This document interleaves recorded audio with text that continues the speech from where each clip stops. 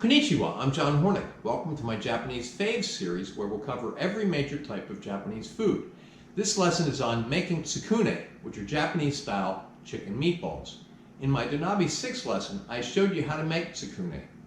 As it turned out, I've used tsukune in several other lessons, so I decided to make this breakout lesson on how to make them. Tsukune can be used in many dishes or eaten on their own as an Izakaya-type snack or as a small plate. So let's start cooking.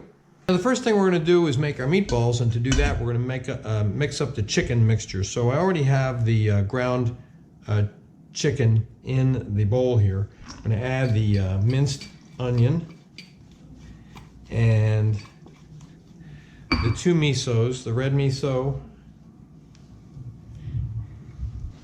and the white miso.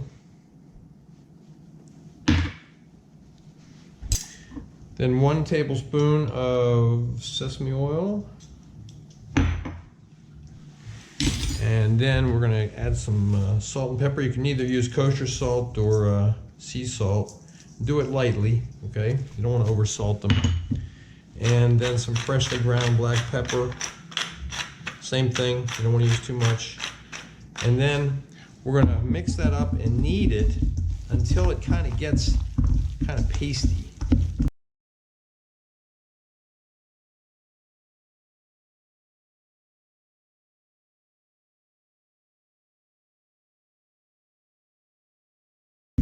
Okay, now we have our mixture. Now we're going to make our meatballs, and we're going to make the meat. They're going to be kind of sticky, right? So you're going to make some meatballs and make them about 1 to 1.5 inch in size.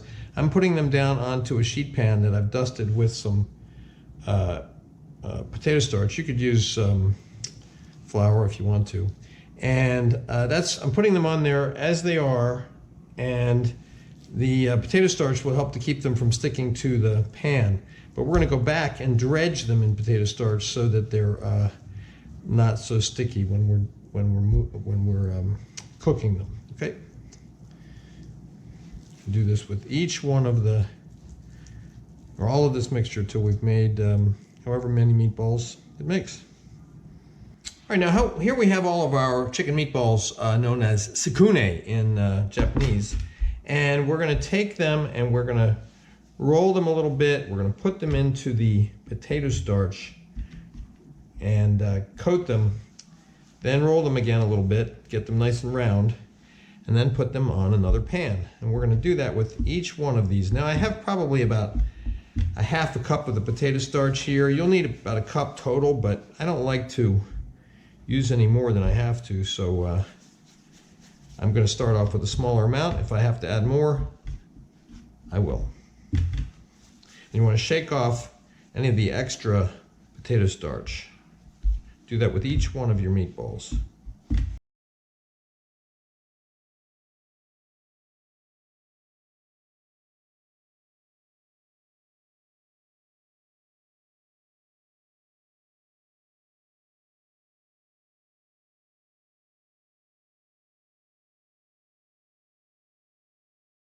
There we go. All of the meatballs have been dredged in the potato starch. Now, if you're not going to cook them right away, put them in the fridge, but I am going to be cooking them right away.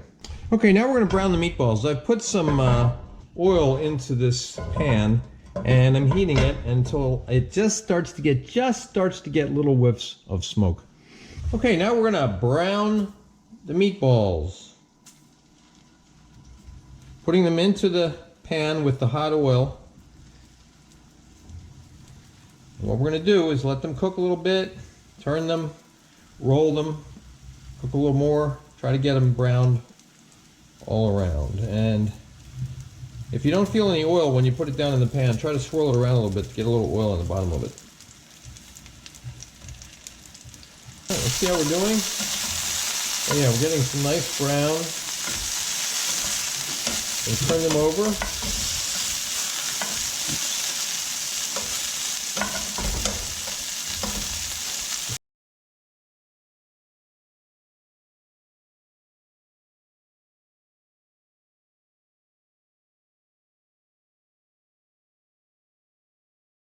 Okay, these all look pretty good. All right, so we're going to turn off the heat And we're going to be using them in the Donabe in just a couple minutes.